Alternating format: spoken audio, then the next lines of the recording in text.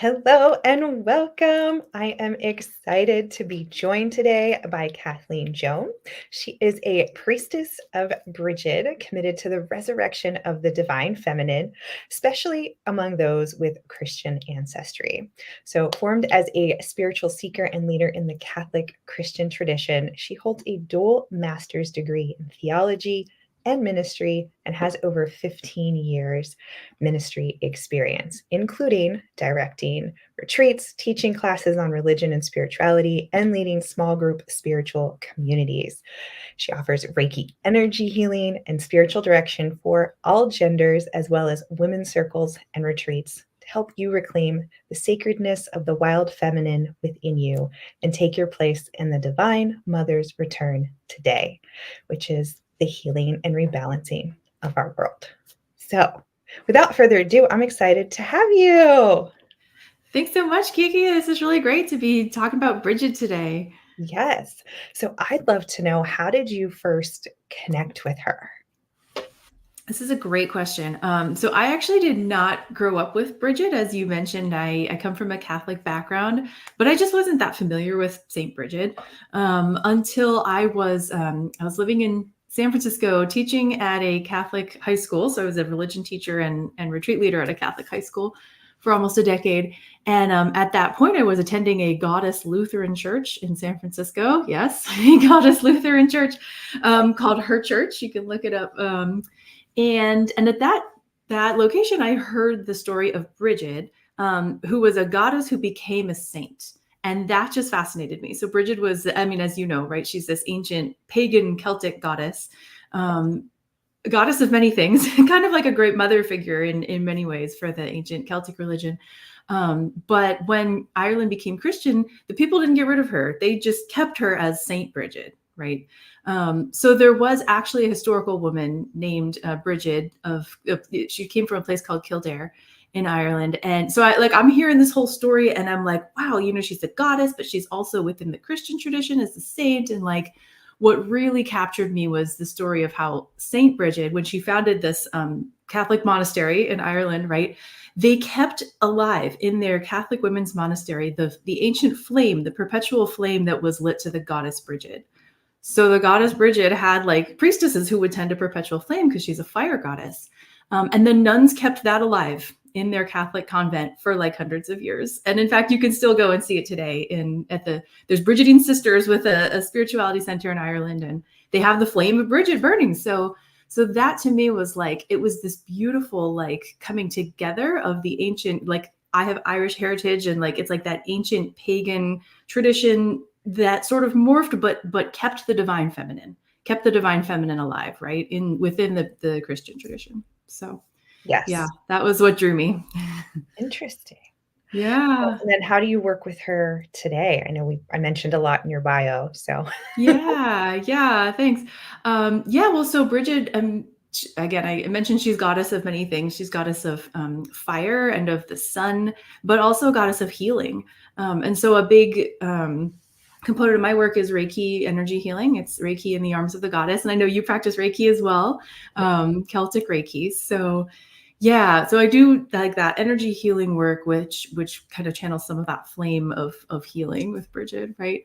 And then I have actually a women's circle called Brigid's Well, where we hold space kind of at that threshold between the Christian tradition and the goddess. So that is for women who come from Christian backgrounds and they want to integrate the divine feminine in whatever way. And so Brigid is kind of our patroness, like she's kind of the energetic space holder for us in that. I love the story about how Saint Brigid was, the legend says, how historical is this, right? But the legend says she was born on the threshold of her house, as in like her mother actually gave birth to her while walking through the doorway, right? Probably symbolic, but like this idea that like Brigid holds space between like the inside and the outside, like the nature and the inside space, right? And she's kind of there to hold space for us on that threshold of however we're relating to our multiple streams of ancestry and lineage, right? Absolutely. I've also read Goddess of Fertility and Forging, right? So you brought up the fire, right? But also fertility, which I think mother womb, like right away, right? Give things creative energy. Right. So how do you weave that in, or how does that come up, I guess? I know you mentioned saint. Was she actually formally made a saint? Hmm. Yep. Because, So some yeah, people the indoctrinated and called saints, but not officially, because the Romans kind of like to steal things. right. Right. Yeah. I mean, it's interesting to me that like Saint Bridget had that recognition, right? So she was really recognized as the spiritual leader of her. In fact, the legend says that she was actually a bishop. She was like a Catholic bishop. Yeah, which like is against the rules for a woman to be a bishop, right? And there's a lot of explaining away of this in the in the Catholic tradition. But if you look at the iconography, like stained glass windows and like pictures of Saint Bridget, she is usually depicted with a bishop's staff. And so like that is a piece of the tradition that has been handed down, right? And so then people try to explain that in a lot of ways, including that like my favorite is that the official male bishop went to say a prayer over her that was supposed to make her the abbess of her monastery, which would have been kind of the normal leadership role for her. But he accidentally said the prayer to make her a bishop. Oopsies, no take backs. Like you can now she's a bishop, right? Like that was kind of the explanation that's given. I absolutely think that man knew what he was doing, right? Like he made her the bishop because he recognized she was the spiritual leader of her whole community in that local area. So That's very love interesting. that story. Yeah. Yes, I love it. Oh, thank you for Yeah, sharing. yeah. But yeah, Mhm. history leaves us breadcrumb trails, right? And Right. we just I feel like we have a knowing, right? When we read something or we hear something or we're attracted, like we just know and believe it, and that makes it Mhm. real for us, regardless of what Mhm. other people might try to do or say to convince or dissuade. What are your thoughts on that? Oh, absolutely. I love how you said breadcrumb trails. It's like we get these glimpses of like these little hints that kind of come down in the stories. And because we know the stories have been sort of passed through this like filter of the official like party line, right? Of the patriarchal institutions. So then we have to say, well, what really happened behind that story? Right? Like where did that come from? Why is Bridget depicted with a bishop's staff in the pictures? Right? Like where did that even come from? So yeah. That's awesome. I love that. Mhm. Yeah, and I'd love to hear more about your Celtic Reiki too, because I know that this is like a related, Irish Celtic sort of practice of the energy healing lineage. Yes, so Celtic Reiki taps into the animism and working with the trees and specific trees and the ancient Druidic alphabet of the Ogham. So each tree has a letter and a symbol, and it's similar to how you would work with crystals, right? Each piece or each Mm. tree has its own frequency, has its own energy, and has its Mhm. own power to help you with whatever you're seeking. And like I was working with a client and they were looking for direction and clarity. So ivy came up. Ivy comes up often. It comes up in my self healing when I'm looking for answers, right? Maybe I'm stuck between two Mhm. things. Ivy doesn't grow where it's planted, it grows where it's meant to, right? If you've ever seen ivy, Mhm. it Mhm. takes over, right? It grows up trees, it grows up bricks, Mhm. it grows through asphalt. Like it is just its own mind. It goes where it wills. And it's beautiful when that energy comes through. Another client, we were working with building strength and wanting protection around this next step in their life. The oak came through, right? It's very popular. It's told that it's the life tree, right? When you think of the tree of Mhm. life, it's an oak. And Mhm. even in Norse mythology, Yggdrasil, the tree is considered and made analogy that it is also an oak tree, a giant oak tree. So Mm. strength and protection can also be seen as the door to the fairy realm. So each tree has its own frequency and energy, its own symbol, and its own lore. Like I am still peeling Mm. back the layers on each and every tree. I think the one that's most popular that we've probably all seen in like Pocahontas and Avatar is the willow tree, right? Grandmother Oh willow, yeah. Mhm. right? She's the healer's tree. Right? She helps connect us to divine source and Mm. has ties with Lemuria and Atlantis and is a great one to work with. She's actually one of my power trees and she comes in as my guide often for myself and with clients. Mm. Follows me into the Akashic records. It's just a beautiful tree to work with, and it brings me back to childhood. I had a willow tree in my backyard, And Mm. I have very fond memories of spending time there with my grandmother and always being surrounded by the birds and nature, and it's just always very peaceful, which I think nature always Mm. reminds us, like, it is simple. Life can be Right. simple. We complicate it. We Right. add in so many things, and we live in this overly emotional and overly stressed out place sometimes, Yeah. and it can be simple. But as humans, we can complicate the most simple thing. It's our specialty. Yes, exactly. We all have Yeah. PhDs in that area. Right, right. Um, Making it complicated. absolutely. Nature's just such a good reminder of balance, right? Yeah. There are Right. storms and, like, she rages and it rains and there's thunder and lightning, but then the sun comes out and it's a bright blue sky and the weather's Mm. amazing. Birds are chirping, animals are frolicking and free. Like, there's that contrast and that balance. So, Hmm. I love that you referred to her as she. And because I feel like the nature connection is one of those most powerful ways that we can tune back into the goddess, the divine feminine. And yeah, it's just, I love how you connected to peace, because for me, it is that sense of coming back to this knowing that we are held, like we are held in something greater by Mother Earth. We're held by the universe. We're held by the cosmos, right? And it's almost as if, like, I love that image of the goddess where she's like a pregnant woman and her whole belly is filled with the earth, yeah, right? Like she holds the whole earth in her womb, right? So it's like we are held in that cosmic womb of the mother always. We can't actually get outside of that. There's nowhere we can go that is outside of being held by the divine, by the mother, right? right. So it's just such as beautiful, yeah, this way of like returning to her. And like you said, like it is simple. We are held in her, even within her cycles, right? Of the storms and then the peaceful skies, of the seasons, of the cycles of the moon, right? So there's change within all of her cycles, but we're constantly held by it. And Yes, that to me is one of the most beautiful images of the goddess, right? The divine mother. absolutely. And I've only ever heard Earth referred to as Mother Earth or Mother Gaia, Mhm.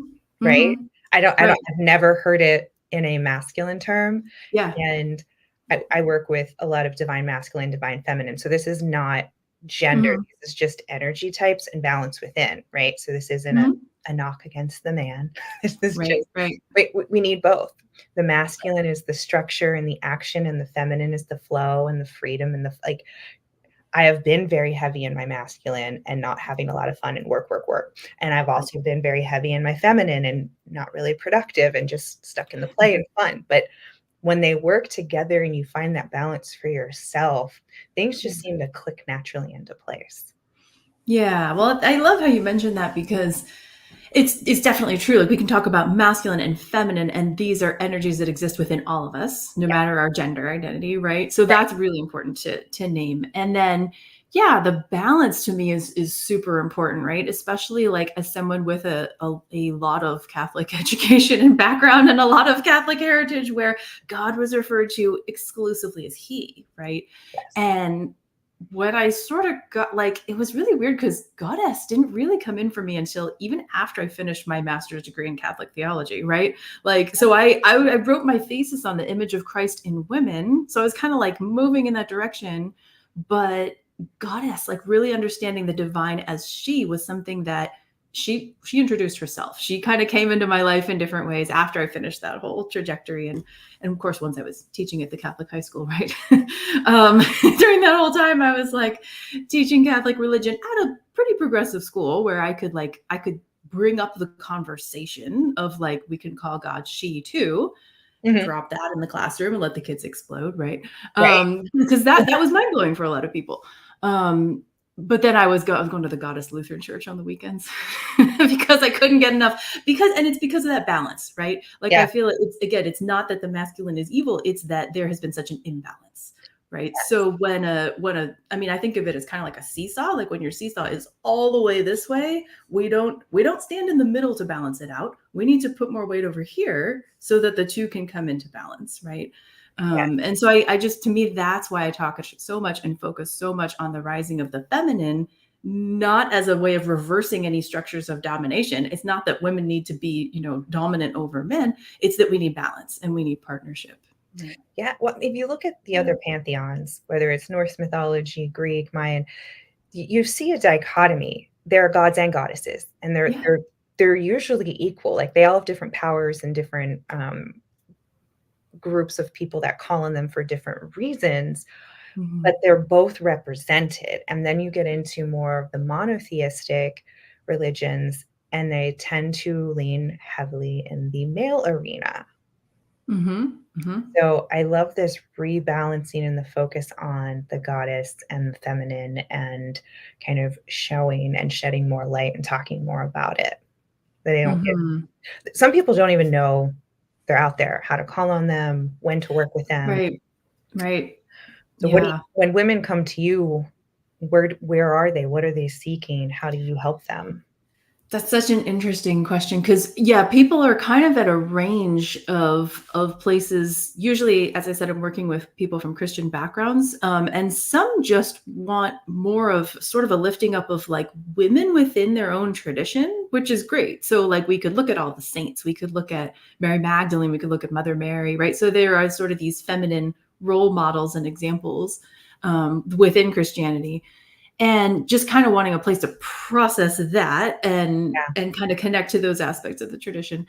and but then, and also there are people who, when they hear about the goddess, it speaks deeply to like a longing that is in their heart, right, for something that has been missing. Like, I personally didn't know she was missing until I found her, and then I was like, oh my god, right, like, Right. where has the goddess been all my life, and for me it was really about claiming myself as sacred, like all of myself in my femininity as a woman, like being able to Mhm. recognize that I am made in the divine image. Like, we can't do that if we have only a certain image of the divine that only looks like some humans and not like others, right? Yes. So if God is only an old white man sitting up on a cloud, that is a king on a throne, right? Like, old, powerful white male, right? People who don't identify with that can't see ourselves in that. And so we need, like, yeah, we need so many diverse divine images that look like all of us, right? That reflect our sacredness to all of us. So I think that's really the deep longing at the heart of where many people are longing for the goddess, right? Yeah, that's beautiful. I love how you said, Mhm. "I didn't know she was missing until I found her." Like, that's Mhm. so profound, and I think that's with many of us. Like, before I even knew what Reiki or the chakras were, I didn't know anything was missing, and then it was like, I felt like I was coming home. Like, it had always Yeah. been a part of me, but I didn't know it, Mhm. and had to, like, reconnect, and it was more of a Mhm. remembering, Yes. and, yeah, finding our role models that look like us, that Mhm. we resonate with, and maybe that's Brigid, maybe that's another goddess, maybe it's a Norse goddess, maybe it's Freya or Ma'at in Egypt, Yeah. like, whoever or whatever that is, be open to explore, right? Mhm. Like, Yeah. I think that's the Mm. biggest thing, like, it's not evil to look for other things. I was talking to another friend, and we were talking about the misconception of worship versus honor and respect. Like, many of the gods Mm. don't really wanna be worshiped, they just wanna be honored and respected. Mm. Mhm. And I like, that really felt and rung true for me, 'cause I've never seen them as these, like, you must make all these sacrifices and you have to bow down to me. Right. It's just been, Right. "Oh, I honor and respect where you're coming from. Thank you for giving Mhm. us that gift or sharing that Yeah. perspective or giving us Mhm. a different way to look and view at something." But Mhm. it just really comes down to that honor and respect for ourselves too. Like you said, in finding Right. our role model, we're it's a mirror. Right, right. That mirroring rather than worshiping, because worship, one thing that I talk about, again, coming from within the Christian tradition, is like, Jesus actually never said, like, you guys have to worship me. Like, that was not his thing, right? He said, follow me, live like me. In Mhm. other words, like, transform your mind and heart into the mind of Christ, right? Which is that divine, it's like that divinity that lives within us, right? Right. So that's the whole idea. It's like, we're supposed to see a model. We're supposed to look at, whether it's Jesus or you're coming from a different religion, like whatever your religious spiritual guides are, like, it's a guide for our own growth and transformation, and a mirror. That's what we can become, right? Yeah. If we're truly following our own spiritual path, right? Yes, and I So, see a distinct difference between spirituality and religion. mhm, And mhm. I think I've been turned off of religion very much so, regardless Yeah. of whether it's man-made or, pick and choose or what have you. It just seemed very finite and structured and box-like, no matter which one. Like Mhm. it Yeah. just didn't feel like it was right for me. But then you talk about spirituality, and that's an individual path. Because I always felt Mhm. like it was between me and my God, or me, like it was a relationship between me and other Yeah. people. And Mhm. you get so heavily, like we've talked about worship, and I'm sure like sins come up and right and wrong, and the judgment feels really heavy. And I don't feel like that's as present or prevalent when it comes to other pantheons and gods and goddesses. What is your take on that? That's so interesting. Yeah, I mean, there's this huge like history of Christian theology, which I could, Right. speak particularly to that one, right? Yeah, really focusing on obsessing with sin and judgment, and the irony there, like what I kind of most want to say about that is that that's like Jesus, when he talked about the divine, talked about abundant love. Like that was it. Like the images were of love, right? It was like, yeah, that was who the divine and the sacred, God, if you want to use that word, that was who that was to Jesus, and the women who he was hanging out with, right? Mary Magdalene and Mother Mary, whatnot. So to me, like the goddess, I come back to kind of our conversation about nature, actually, Mhm. is like, it's kind of like about returning to this idea, which I think is like truer to Jesus, actually, right? That like we're already whole, we're already complete, we are already held in that like infinite embrace of divine love. There's nothing we can do to get outside of that, Right. right?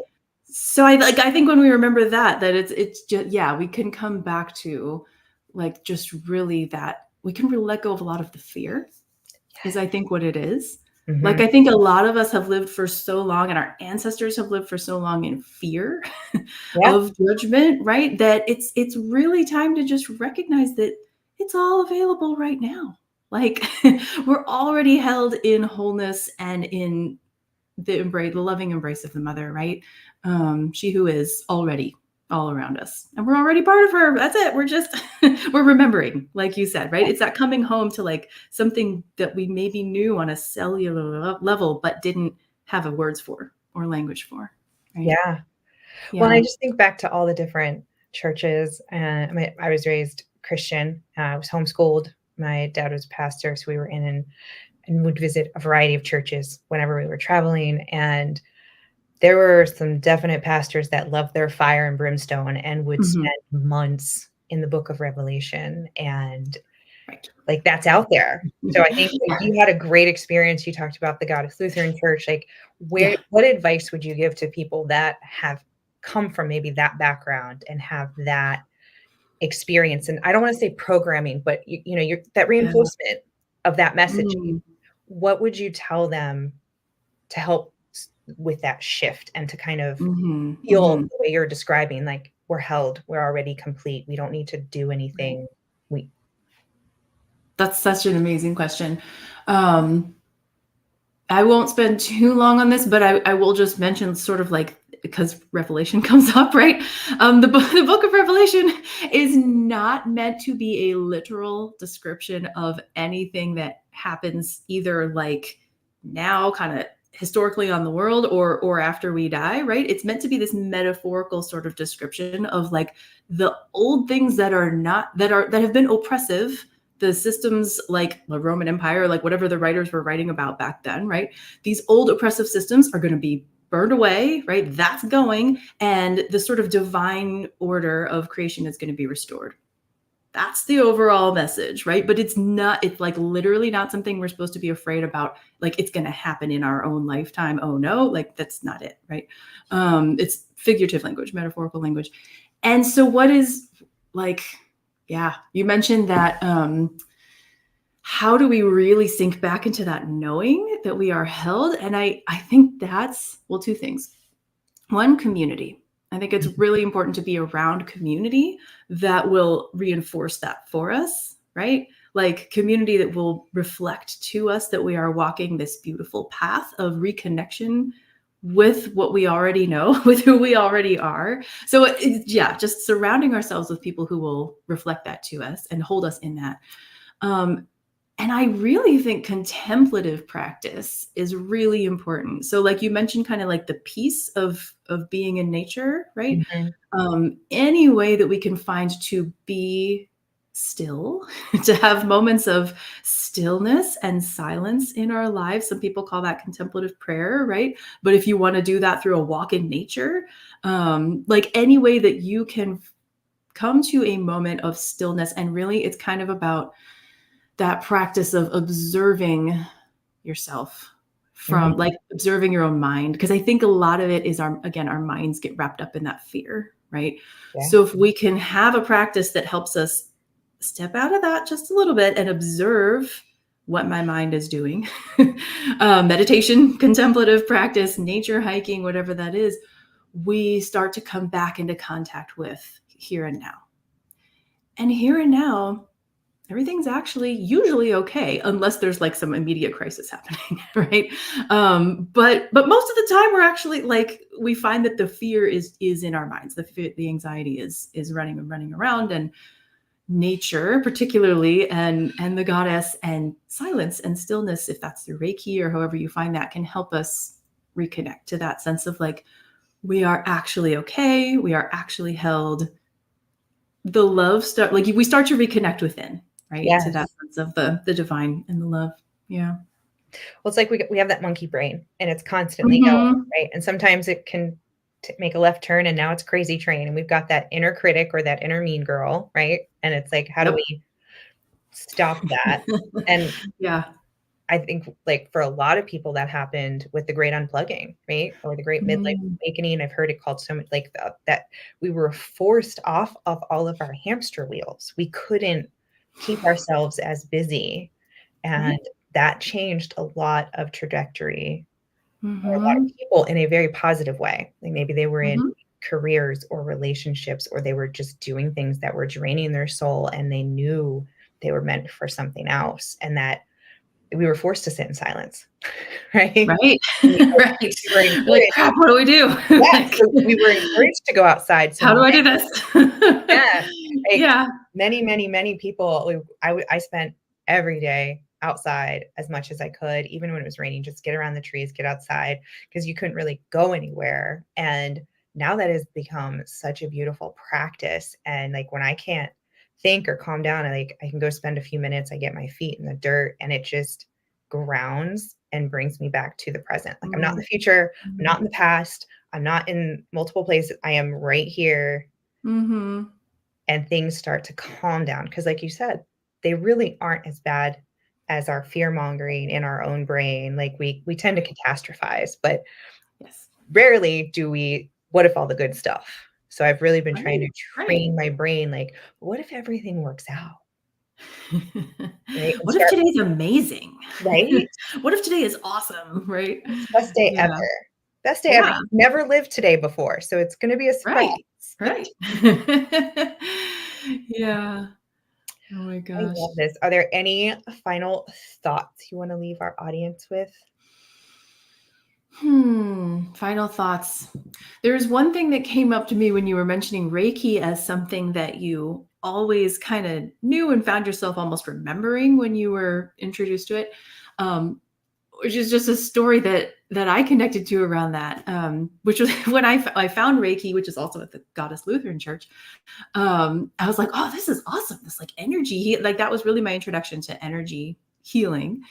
And I was so wowed by the fact that after I did the Reiki practitioner training, I would ask the energy to flow and to come in, and it did every time. Like that was wild to me. I was like, you mean the universe works this way, right? You mean energy healing is a thing? And but what it came up, I like to use the word remembering, because what came up for me was like, wow, I always wanted to be a Jedi, like Star Wars. Right? I always wanted to use the Force. Like that was just always something that made sense to me. I mean, and it's like funny, right? Like it's Star Wars when I was a kid, but I was watching that going, that totally makes sense. right? That Yes. there is like energy that suffuses the universe and that holds us at every moment, responds to us, right? It responds to our requests, but can also guide us. Right. I mean, I was like, yes, absolutely. Like the force is real. Right. Yes. And so then when I found Reiki, I was like, oh, there we go. Right. It's like this energy, this flow of energy that, yeah, that we all have access to. I mean, you do the Reiki training, you can call on it. Like we have access to it. Right. Awesome. So it's amazing. Yeah. The goddess, I just feel like the universe, I like to say goddess, but whatever word you want to use, so the divine, the universe, whatever, like works in ways that we just have no idea. Right. Like most our culture just has not even opened us up to like this much of how much she works. Right. Yeah, Or of how, yeah, just the way that energy flows and that healing happens in the universe. And so it's just such an exciting journey. it is. And it's, there's just, oh, it's like layers of an onion, right? You keep Mm-hmm. peeling it back, you do your own work, it helps Yeah. heal others. It's just this beautiful reciprocity. Mm-hmm. It's so fun. So how can people find you, work with you? Tell us where you hang Mm. out. Thanks, Kiki. Yeah. So the best way through my website, which is brigidsflame.org. And maybe if we could post that link with this, that would be amazing. So people can find me there. You can get on my mailing list. That's how, I communicate about all my Reiki offerings. I also do one-to-one spiritual accompaniment. So for people who want companioning on their spiritual journey and to talk through kind of where they are right now with that. And of course, my women's circles. I have a new moon circle that is always open to the public every month. So, and that is for women specifically. So, all of those offerings, I would love to connect with you on. Awesome. Yeah. Well, I'll post those links once this goes live. Yeah. Make sure people can find you easily. So thank you so much for sharing some of your morning with me. This chat was amazing. And Thank you so much, all Kiki. who It's been tuned a in, pleasure. thank you to everyone who tuned in. And for those catching the replay, we hope you have a magical day. Thank you.